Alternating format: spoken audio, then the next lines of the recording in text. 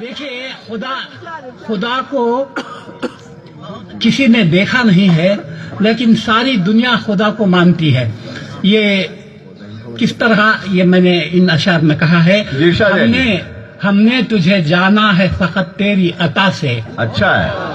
ہم نے تجھے جانا ہے فقط تیری عطا سے، سورج کے اجالے سے، فضاؤں سے، خلا سے، چاند اور ستاروں کی چمک اور ضیاء سے،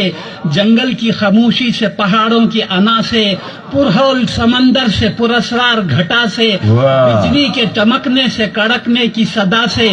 مٹی کے خزانوں سے، اناجوں سے، غذا سے، برسات سے، طوفان سے، پانی سے، ہوا سے، ہم نے تجھے جانا ہے فقط تیری عطا سے۔ بہت اچھے جی،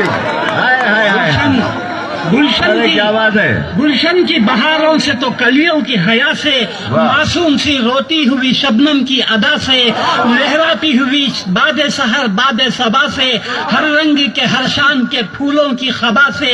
چڑیوں کے چہکنے سے تو بلبل کی نوا سے، موتی کی نزاکت سے تو ہیرے کی جیرا سے، ہر شے سے جھلکتے ہوئے فن اور کلا سے، ہم نے تجھے جانا ہے فقط تیری عطا سے۔ بہت اچھے۔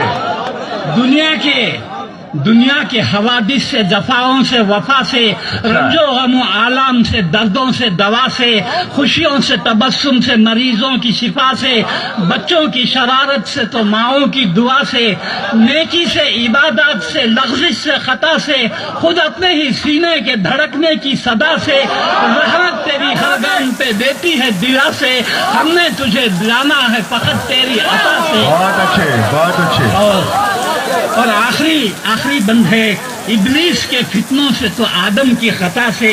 اوصاف براہیم سے، یوسف کی حیا سے، اور حضرت ایوب کی تسلیم و رضا سے،